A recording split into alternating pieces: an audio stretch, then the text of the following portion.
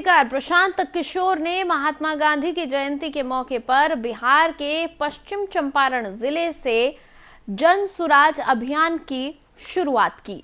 उन्होंने इस पदयात्रा की शुरुआत मंदिर में पूजा अर्चना करने के बाद वैदिक मंत्रोच्चार के साथ की। प्रशांत किशोर ने शाम 4 बजे पश्चिम चंपारण जिले के भितिहरवा गांधी आश्रम से जन सुराज पदयात्रा की शुरुआत की। पदयात्रा की शुरुआत से पहले प्रशांत किशोर ने गांधी आश्रम पर जनता और पदयात्रियों को संबोधित किया। उन्होंने कहा कि वो बिहार के लोगों के आभारी हैं जिन्होंने उनके ऊपर विश्वास जताया है। उन्होंने कहा कि वो कोई नेता नहीं है, वो सामान्य आदमी हैं। इस दौरान लोगों की भारी भीड़ वहां मौजूद थी।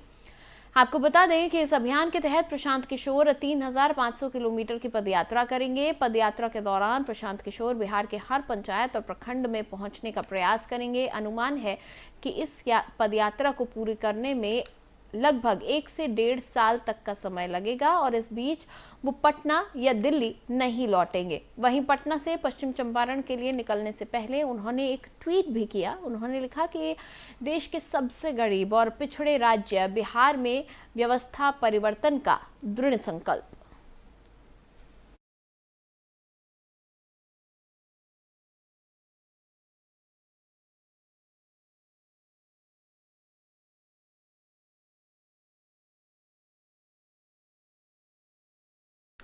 चलिए आगे बढ़ेंगे।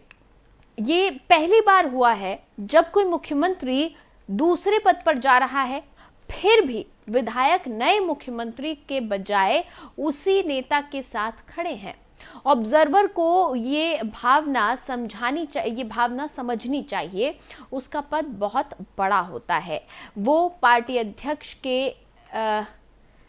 यहाँ पर कहने पर यहाँ आते हैं और जो घटनाक्रम हुआ वो स्टडी का विषय है। ये कहना है राजस्थान के मुख्यमंत्री अशोक गहलोत का। उन्होंने और क्या कुछ कहा, आपको सुनवाते हैं। स्थिति के अंदर ये फैसला हुआ, पर मैं किसी को दोष नहीं देता, क्योंकि वो तो देखिए जो ऑब्जर्वर आएंगे जब एक बार फैसला हुआ तो ऑब्जर्वर तो बहुत बड़ी पोस्ट होती है। Observer on behalf of Congress president आते हैं, तो ऑब्जर्वर को हम लोग उसी ढंग से व्यवहार करते हैं और ऑब्जर्वर को भी चाहिए कि वो कांग्रेस प्रेसिडेंट के बिहाफ पे आए हैं। तो कांग्रेस प्रेसिडेंट की जो पर्सनालिटी है, जो सोच है, जो व्यवहार है, जो उनका ऑरा है, उसको वही काम करें यहाँ पर आके, जिससे कि उनके वो ऑरा बना रहे। अब ये केस हमारा एक अलग तरह केस हो गया राजस्थान के अंदर। ये केस हिस्ट्री में देखा जाएगा ये क्यों हुआ। और हमेशा जब मुख्यमंत्री जाने लगता है कि भाई अभी मुख्यमंत्री चेंज हो रहे हैं, कांग्रेस प्रेसिडेंट बन जाएंगे, कुछ हो जाएंगे, उस वक्त में 80-90% विधायक छोड़ देते हैं मुख्यमंत्री को, क्योंकि नया आ रहा उसको पकड़ो, हमें मंत्री बनना है, हमें काम पड़ेंगे उनसे। ये कायदा होता है और मैं इसको बुरा नहीं मानता। ये क्या केस हुआ भाई कि जब मालूम था भाई कि मैं अगर अध्यक्ष बन जाऊंगा, नया मुख्यमंत्री कोई आएगा, तो क्या कारण था कि नया मुख्यमंत्री आने के नाम से 102 खड़े हुए। 102 मतलब वो 2 लोग थे, वो इस कदर मतलब भड़क गए जो आज तक कभी हुआ ही नहीं। आज तक इतना क्या उनको भय था, क्या उनको फीलिंग थी मन के अंदर, और कैसे उनको मालूम पड़ा। सबसे बड़ी बात तो ये है कैसे वो अंदाज कर लिया। मैं नहीं कर पाया, वो कर पाए, क्योंकि मैं तो बाहर था, दौरे में था, कभी मैं कोचिंग गया था, कभी मैं जैसलमेर चला गया था। तो आप बताइए कि क्या नौबत आई है। तो मैं समझता हूँ सभी पक्षों को, हमारे सब नेताओं को सोचना चाहिए कि सच्चाई किस प्रकार ये हुई है, क्यों आक्रोश पैदा हुआ है विधायकों में, और उसको अपने आप को हम लोगों को चाहिए, हम सब कोई भी है, भले मैं हूँ या कोई भी है, अगर हम में कुछ कमियां हैं तो प्रयास करना चाहिए दूर करने की। हमको खुद को प्रयास करना चाहिए। मैं तो करता रहता हूँ मेरा प्रयास, मैं तो हर वक्त से सीखता हूँ, तभी मेरा काम चलता है। स्थिति के अंदर ये फैसला हुआ, पर मैं किसी को दोष नहीं देता, क्योंकि वो तो देखिए जो ऑब्जर्वर आएंगे जब एक बार फैसला हुआ तो। और अपने बेबाक बयानों के लिए जाने जाने वाले केंद्रीय सड़क परिवहन मंत्री नितिन गडकरी ने बड़ा बयान दिया है। उन्होंने कहा कि हमारा देश धनवान है पर यहाँ की जनता गरीब है। साथ ही उन्होंने कहा कि देश में लोग भुखमरी, गरीबी, महंगाई, बेरोजगारी से त्रस्त हैं। हमारा देश धनवान है पर जनता गरीब है। भुखमरी, बेरोजगारी, गरीबी, महंगाई इससे ग्रस्त है। जातीयवाद, छुआछूत, अस्पृश्यता, उच्च नीचता का भाव समाज के लिए हमारे लिए बहुत दुखद भी है और समाज के प्रगति के लिए घातक भी है। सामाजिक समता और आर्थिक समता, social equality and economic equality समाज में प्रस्थापित हो। और विशेष रूप से एक भी बड़ी समस्या है कि हमारे समाज में दो विशेष रूप से वर्गों के बीच का अंतर बहुत ज्यादा है। जैसे सामाजिक विषमता है वैसे आर्थिक विषमता भी बड़ी है। हम लोग सेवा का काम करते हैं, इसलिए ज्यादातर इस विषय का आप सब लोग विचार करते ही होंगे कि हमारे देश में 124 जिले ऐसे हैं कि जो सामाजिक, आर्थिक और शैक्षणिक दृष्टि से पिछड़े हुए हैं, जिनको एस्पिरेंट डिस्ट्रिक्ट कहा जाता है, जहां स्कूलें नहीं है, अस्पताल नहीं है, किसानों के लिए फसल के सही दाम नहीं मिल रहे हैं, युवाओं को रोजगार नहीं है, गांव जाने के लिए रास्ते नहीं है और जिसके कारण वो सामाजिक, आर्थिक, शैक्षणिक दृष्टि से पिछड़े हुए हैं। हमारा देश धनवान है पर जनता गरीब है। और बिहार सरकार को एक और बड़ा झटका लगा है। बिहार सरकार में मंत्री सुधाकर सिंह ने अपने पद से इस्तीफा दे दिया है। सुधाकर सिंह नीतीश सरकार में कृषि मंत्री थे, लेकिन अब उन्होंने अपना इस्तीफा डिप्टी सीएम तेजस्वी यादव को सौंप दिया है। सुधाकर सिंह के इस्तीफे की पुष्टि राष्ट्रीय जनता दल के प्रदेश अध्यक्ष जनार्दन सिंह ने की है। जगदानंद सिंह सुधाकर सिंह के पिता भी हैं। बिहार सरकार में कृषि मंत्री रहे सुधाकर सिंह ने पिछले कुछ हफ्तों से कई ऐसे बयान दिए जिससे वो चर्चा में रहे। उन्होंने अपने ही विभाग में भ्रष्टाचार का मुद्दा उठाया था। सुधाकर सिंह ने ये बयान देते हुए विवाद खड़ा कर दिया था कि उनके विभाग के सारे अधिकारी चोर हैं और इस विभाग के प्रमुख होने के नाते वो चोरों के मुखिया हैं। सुधाकर सिंह ने यह भी कहा था कि हमारे ऊपर भी कई सरदार मौजूद हैं और ये वही पुरानी सरकार है और इसके चाल चलन पुराने हैं। सुधाकर सिंह ने जनता से आग्रह करते हुए कहा था कि सरकार को लगातार आगाह करते रहना होगा।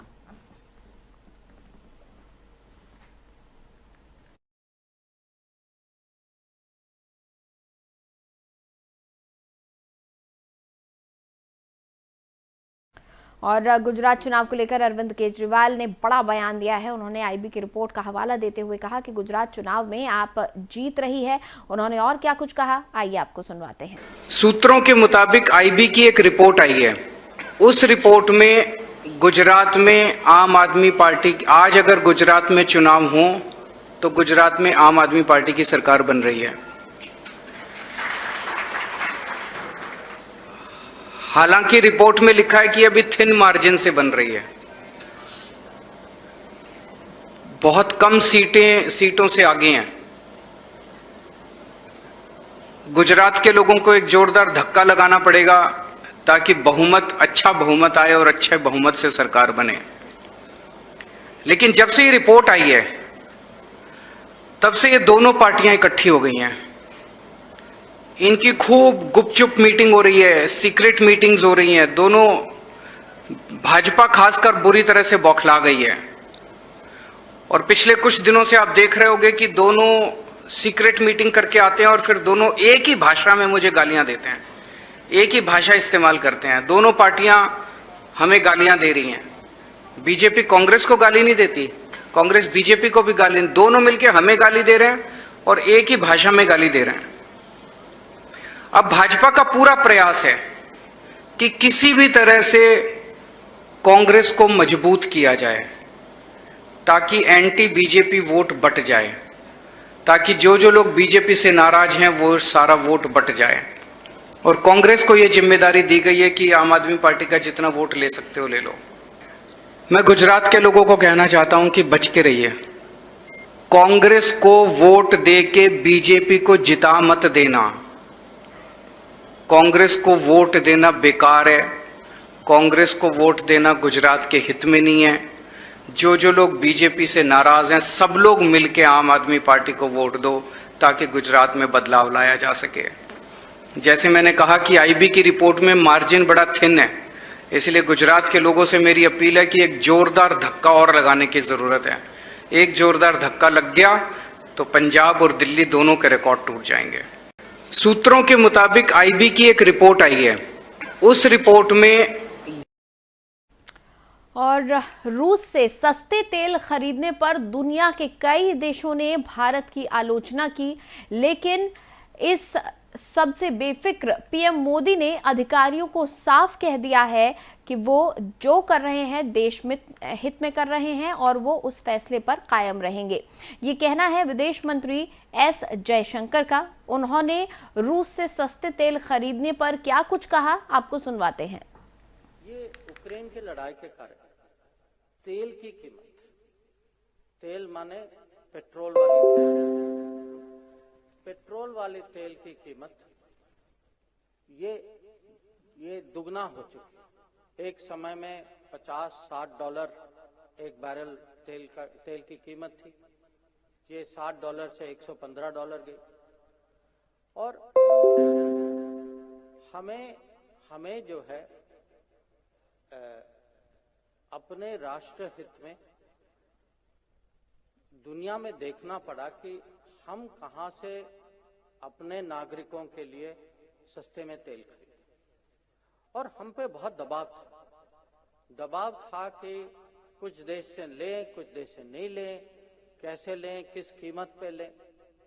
और इसमें भी मोदी सरकार जो है और खुद प्रधानमंत्री की सोच थी कि जो हमारे राष्ट्र हित में है हमें करना चाहिए, और अगर कहीं दबाव आए तो हमें दबाव का सामना करना चाहिए। और आपने देखा होगा कि दुनिया के दूसरे देशों के अगर और केरल के राज्यपाल आरिफ मोहम्मद खान ने पाकिस्तान को लेकर बड़ा बयान दिया है। राष्ट्रवाद और इसके महत्व पर चर्चा करते हुए खान ने कहा कि हम बंटवारे को भूल नहीं सकते हैं। हम अब अपने निर्माण और विकास में लगना चाहते हैं, लेकिन हमारा पड़ोसी इसे भूलने नहीं देता। वो रोज कश्मीर में आतंकवादी भेजता है। आइए आपको सुनवाते हैं उन्होंने और क्या कुछ कहा। हम भूल गए, भूलना नहीं चाहते, हम भूल गए जो कुछ भी था। हम अपने निर्माण में लगना चाहते हैं, लेकिन आपका पड़ोसी आपको नहीं भूलना देता। वो कहता है कश्मीर में रोज आतंकवादी आते हैं और कहते हैं अनफिनिश्ड एजेंडा ऑफ पार्टीशन। तो ये आज का नहीं है, ये तो बहुत पुरानी बीमारी है। आपको अपनी ताकत इतनी पैदा करनी है कि इन बीमारियों से लड़ सके, किसी को नुकसान पहुंचाने के लिए नहीं। हम भूल गए, भूलना नहीं चाहते।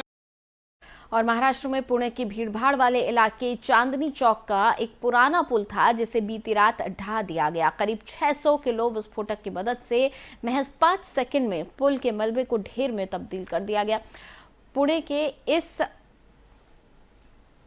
पुल को नोएडा के ट्विन टावर की तर्ज पर ही गिराया गया है। ट्विन टावर को भी एडिफाइस ने ही गिराया था। बीती रात करीब 1 बजे चांदनी चौक पुल को उड़ा दिया गया। चांदनी चौक पुल में 1300 छेद बनाकर विस्फोटक को भरा गया था। बताया गया कि पुल को गिराने के लिए 600 किलोग्राम विस्फोटक का इस्तेमाल किया गया। पुल के इस नियोजित ध्वस्तीकरण को लेकर स्थानीय लोगों के बीच काफी उत्सुकता बनी हुई थी। दरअसल इस पुल पर अक्सर जाम लग जाता था। महाराष्ट्र के सीएम एकनाथ शिंदे का काफिला भी इस पुल पर फंस गया था, जिसके बाद सीएम शिंदे ने इलाके का जायजा लेने के बाद पुल गिराने का आदेश दिया था। इस पुल की जगह पर एक फ्लाईओवर बनाया जाएगा। केंद्रीय सड़क परिवहन मंत्री नितिन गडकरी ने भी इलाके का हवाई सर्वेक्षण कर 1 साल के भीतर नए पुल का वादा किया था। नए पुल में ज्यादा लेन होंगी ताकि जाम से निजात मिल सके।